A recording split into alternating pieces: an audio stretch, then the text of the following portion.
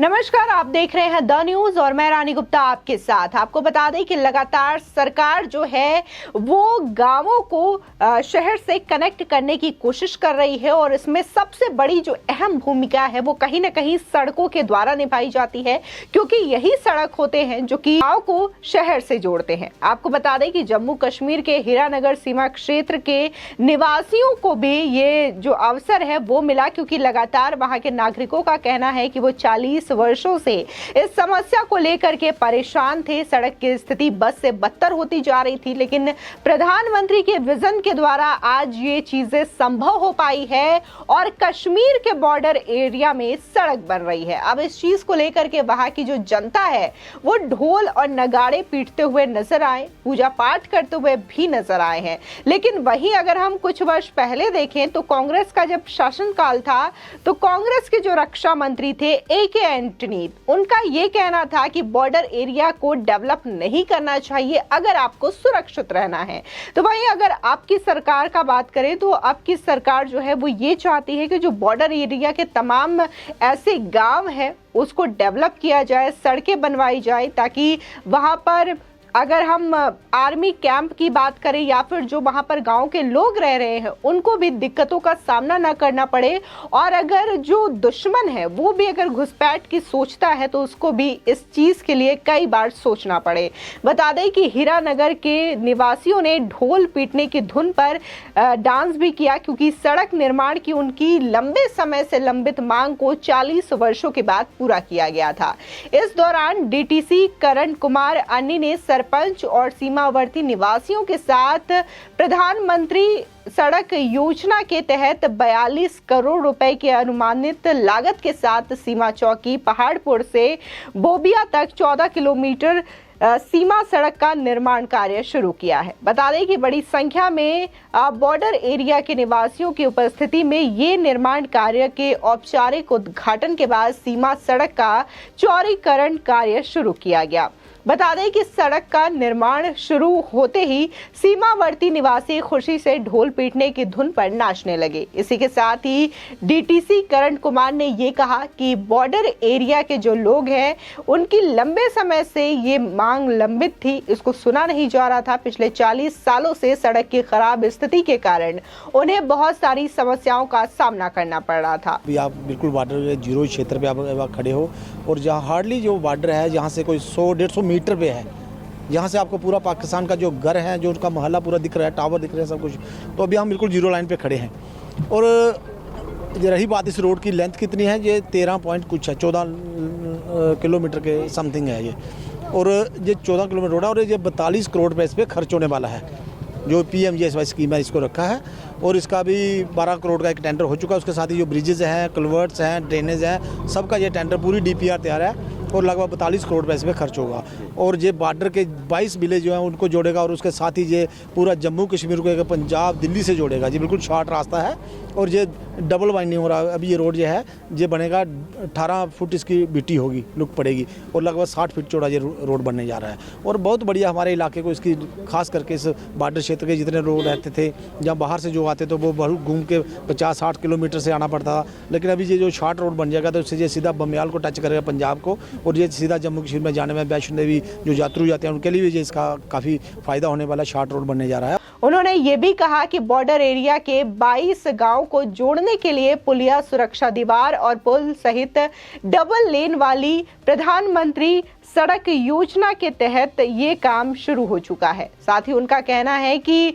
प्रधानमंत्री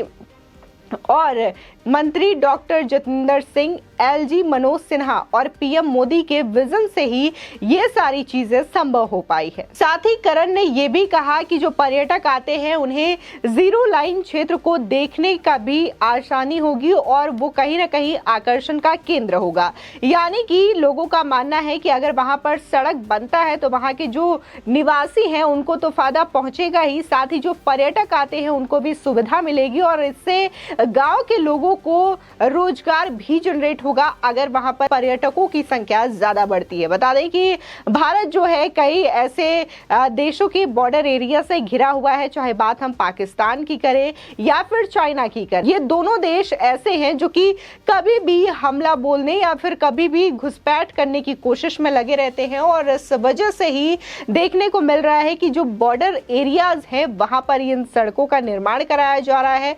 सड़कों का काम अगर ठीक होता है तो वहां पर कहीं ना कहीं आर्मी कैंप भी होगी जो कि वहां पर सुरक्षा को ध्यान रखेगी। हालांकि इन चीजों का ध्यान हमेशा से ही आर्मी रखती है। तमाम जो बॉर्डर एरिया है वहां पर आर्मी तैनात है, इसके बावजूद भी कई सारी समस्याओं का सामना करना पड़ता है वहां के गांव वालों को। लेकिन अगर सड़क या फिर वहां के गांव को डेवलप किया जाता है तो इससे वहां पर रह रहे लोगों को रोजगार भी मिलता है और साथ ही वो शहर से भी जुड़ते हैं। अब इन चीजों को लेकर के जिस तरीके से करण सिंह का भी कहना है कि ये जो सड़क बनेगी उससे 22 गांवों को जोड़ने का काम किया जाएगा और ये जो सड़क है वो कहीं ना कहीं शॉर्टकट भी है। अगर आपको कश्मीर जाना है, पंजाब जाना है या फिर दिल्ली जाना है तो उसके लिए ये रास्ता शॉर्टकट भी देखा जाएगा। आपको बता दें कि देखने को मिला है 2014 से जब से बीजेपी गवर्नमेंट आई है तब से लगातार जहां शहर का डेवलपमेंट देखा जा रहा है तो वहीं गांव का भी डेवलपमेंट बहुत ही जोर शोर से देखा जा रहा है। चाहे बात सड़क को लेकर के करें, रोजगार को लेकर करें, शिक्षा को लेकर के करें, हर पॉइंट ऑफ व्यू से मोदी सरकार इन चीजों को समझ रही है, देख रही है। और अगर हम बात सड़कों की करें तो खासकर प्रधानमंत्री सड़क योजना चलाई जाती है जिसके तहत सड़कों का विकास, चौड़ीकरण और साथ ही जिन गांवों में ये सड़कें नहीं है वहां पर भी सड़कों का बनाने का काम किया जाता है ताकि अधिक से अधिक जो गांव हैं वो शहरों से जुड़ सके। ताकि देखने को मिलता है कि बहुत सारे ऐसे रूरल एरिया होते हैं जहां पर ना तो हॉस्पिटल्स हो पाते हैं और ना ही स्कूल हो पाते हैं और शायद जिसकी वजह से बहुत सारे लोगों को इसी तरीके से बीमार होकर के या फिर अच्छे से शिक्षा नहीं मिल पाती क्योंकि स्कूल दूर होते हैं और हॉस्पिटल्स दूर होते हैं। लेकिन जब से इन सड़कों का निर्माण कार्य शुरू हो चुका है तब से लगातार इन चीजों को लेकर के आसानी होती है। इसी के साथ ही जो पर्यटक होते हैं उन्हें भी